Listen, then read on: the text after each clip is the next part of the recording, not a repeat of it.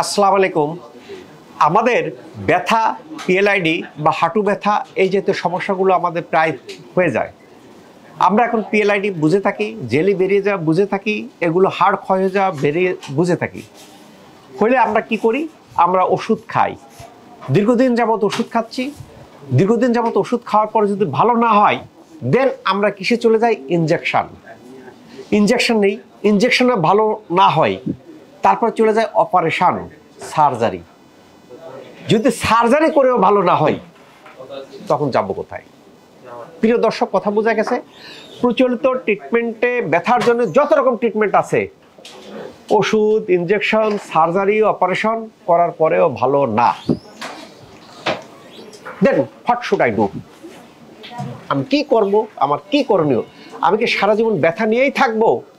নাকি অনেকেই কি ব্যথার যন্ত্রণায় দাঁড়াতে পারেন না, হাঁটতে পারেন না, অনেকে 1 মিনিটের বেশি হাঁটতে পারেন না, বা 1 মিনিট যাওয়ার পরে বসে থাকতে হয়।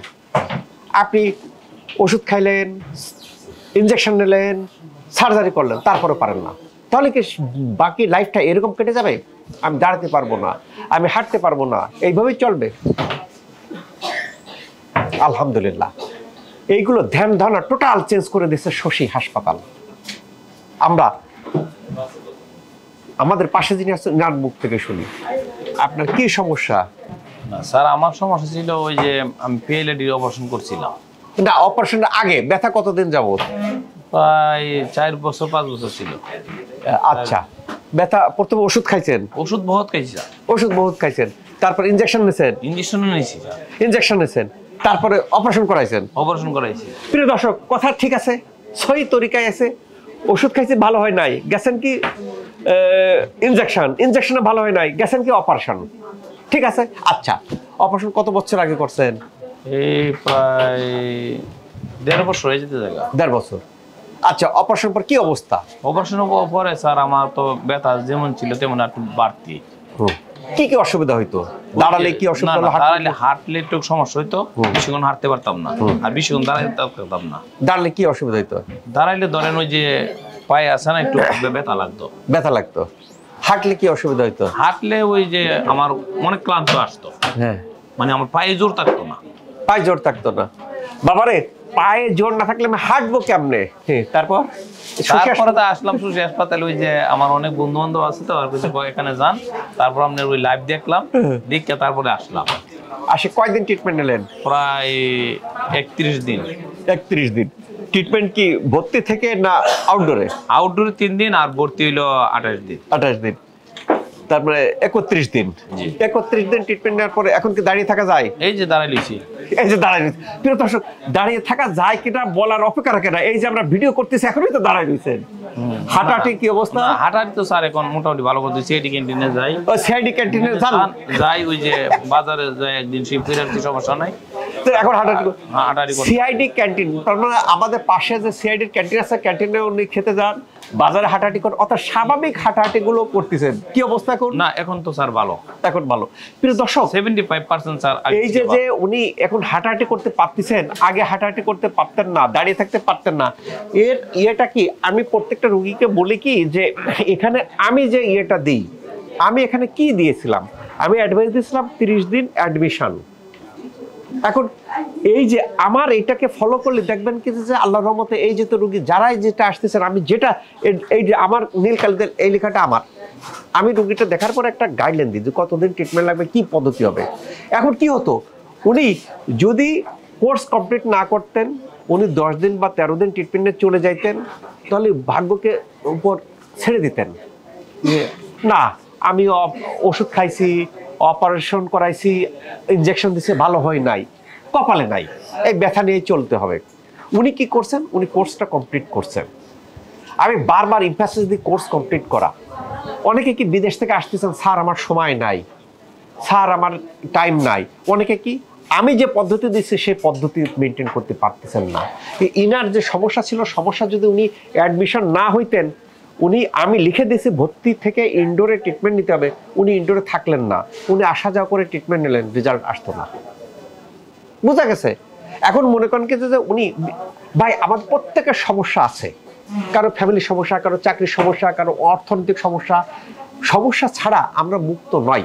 সমস্যা ছাড়া মুক্ত থাকা সম্ভব না। কাজেই এই সমস্যা প্রতিকূলতাকে ভেদ করে উনি কেন আমার অ্যাডভাইসটা শুনছেন এই কারণে উনি ওষুধে ভালো হন নাই, ইনজেকশনে ভালো হন নাই, অপারেশনে ভালো হন নাই, আর যাবেন কোথায়? সেই কারণে উনি শুনছেন। উনি শুনে এখন হাসি মুখে চলে যাচ্ছেন। এখন উনি সিআইডি ক্যান্টিনে চলে যাচ্ছেন, বাজারে চলে যাচ্ছেন, হাঁটাহাঁটি করতেছেন, উপরে নিচে হাঁটতেছেন, দাঁড়িয়ে থাকতেছেন, এই যে দাঁড়িয়ে থাকতেছেন, ভালো হয়ে যাচ্ছেন। আমরা এই যেতে রুগী চাই যে আমাদের কোর্সটাকে কমপ্লিট করবেন, না হলে কি হতো শশী হাসপাতালের বাইরে এখানকার সাকসেস রেট অনেক ঊর্ধ্বে। উনি যদি 30 দিনই নিতেন, সেই 30 দিনটা কি উনি ভর্তি থাকে নিলেন না, উনি আসা যাওয়া করে নিলেন, হয়তো কাঙ্ক্ষিত রেজাল্ট হতো না। না হলে কি করতেন? উনি বলতেন ধর আমি নিয়েছি 30 দিন ট্রিটমেন্ট নিয়েছি, ভালো হয় না, স্যার 30 দিন বলছে 30 দিনই নিয়েছি, ভালো হয় নাই। কথাগুলো এরকম আসতো। তারপর কি বলতেন, আমি আর যাবো কোথায়, অপারেশন করেছে ভালো হয় নাই, বাট ইনি তো ভালো হবেন। এই ভালো হওয়ার ক্ষেত্রে পদ্ধতিটাতে ত্রুটি থাকলে ভালো হবেন না। কাজেই এখন কিন্তু আমার কাছে যে রোগীগুলো এরকম জটিল রোগী আসেন, এই সকালে একটা রোগী আসছে অ্যানকালাইজিং স্পন্ডাইলাইটিস, বাঁকা হয়ে গেছেন, ওনার মা সাথে নিয়ে আসছে। আমি বললাম দেখেন এই রুগীটা 60 দিন লাগে, 30 দিনেও রেজাল্ট হবে না। এবং আমি বুঝাই দিছি আপনি কোর্স কমপ্লিট করতে পারলে নেন, না নিলে নেন না। উনি হয়তো এদিক ওদিক শুনে মনে করেন ঠিক আছে, এত বলতেছে এই রুগী 30 দিনে ভালো হয়েছে, এত জটিল রুগী অপারেশন রুগী ভালো হয় নাই, 30 দিনে ভালো হয়েছে, আমি 30 দিন নেই, ওনারটা ভালো হবে না। শশী হাসপাতালে নেগেটিভ কথা বলবেন যে ভালো হয় নাই, ওটা ভালো হবে। প্রত্যেকটা রোগ সমান না, প্রত্যেকটা রোগের ক্ষেত্রে সমান টাইম লাগে না, প্রত্যেকটা রোগের ক্ষেত্রে সমান পদ্ধতি লাগে না। এইটা ভালো করার ক্ষেত্রে কি কি পদ্ধতি লাগে সেগুলো আমরা দিয়ে দিই। কাজে বোঝা যাচ্ছে যে আমি এখানে যেটা লিখি সেইটা যারা পালন করবেন তারা আল্লাহর চাইতো দেখবেন যে ভালো হয়ে গেছে। দু একটা রোগী থাকতে পারে যে এই আমি যেটা লিখলাম সেটা তো ভালো হচ্ছে না, হতে পারে, কিন্তু ভবিষ্যতে ভালো হবেন না সেটা আল্লাহ তাআলা নির্ধারণ করে। আমি কিসের আলোকে বললাম, এই যে তো রোগী আমি হাজার হাজার রোগী দেখতেছি তার অভিজ্ঞতার আলোকে। ভাই দু একটা এক্সেপশন থাকতে পারে, উনি এরকম হতে পারতেন 30 দিন নেওয়ার পরে ভালো না হতে পারতেন। তখন আমরা কি করতাম যে লাইফ স্টাইল যে ত্রুটিটা কারেকশন করে বলতাম যে বাবার এই কারেকশন করে আবার আসেন, আবার কিছুদিনের ভালো হয়ে যাবে। তো maximum majority must be granted. একটা কথা আছে কি, মেজরিটি মাস্ট বি গ্রান্টেড, যেখানে 90-95% যেটা হয় সেটাই আমরা ধরে নিই রুলস। কাজে আমি ধরে নিই যে এরকম যারা করেন তারা আল্লাহর রহমতে ভালো হয়ে যাবে। এখন মনে করেন কি যে প্রত্যেকটা রোগের ক্ষেত্রে সমান না। এবার কথা হলো কি যে উনি যে ভালো হয়ে যাচ্ছেন, আমি কতদিন ভালো থাকবো, দ্যাট ইজ দ্য কোশ্চেন। আমি 30 দিনে তো আমরা কোনো ব্যথার ওষুধ স্টেরয়েড ইনজেকশন দিই নাই না। দেখেন প্রিয় দর্শক, যে আমরা এখানে আসার পরে কোনো ব্যথার ওষুধ স্টেরয়েড ইনজেকশন ব্যথার ইনজেকশন কোনো কিছু দিই না। ন্যাচারালি ওইটা ভালো করি। ভালো করার পরে দেখা যায় কি যে এটা যে ভালো হতে থাকে আবার ব্যথা হবে কি না, এটা ডিপেন্ড করে কিসের উপর। তিনার যদি হার্ট হয়, আবার হয়, জেলি বেরিয়ে যায়, তাহলে আবার ব্যথা হবে। সেই কারণে আমরা এখন চলে যাওয়ার সময় একটা গাইডলাইন দেবো, এই উপদেশ দেবো। এই উপদেশগুলো যদি মেনে চলেন সারা জীবন ভালো থাকবেন। আশা করি এই ব্যথার জন্য আর ট্রিটমেন্ট নেওয়া লাগবে না। শশী হাসপাতালে আসার পরে যারা এরকম আমাদের উপদেশ মানতেছেন সারা জীবন ভালো থাকতে আসতে পারে। অন্য সমস্যা, স্যার ঘুমের সমস্যা, স্যার পেটের সমস্যা, দ্যাট ইজ ডিফারেন্ট থিংস, আদার সমস্যা। যে সমস্যাটার কেন আমরা কারণটাকে আইডেন্টিফাই করি। একটু আগে একটা আসছেন বোধহয় চিটাগাং থেকে, দেখলে ওনার হাবভাব দেখলে বোঝা যায় পয়সালা।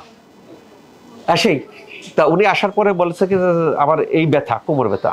তারপর আমি বললাম কি যে কারণটা টেস্ট দিচ্ছি, টেস্ট দিয়ে আসার পরে কারণটা পাইছি। কারণটা ভাই আমার সব ভালো লাগে না, আমি আমার এলাকাতেই ভালো, এটা ভালো লাগে না।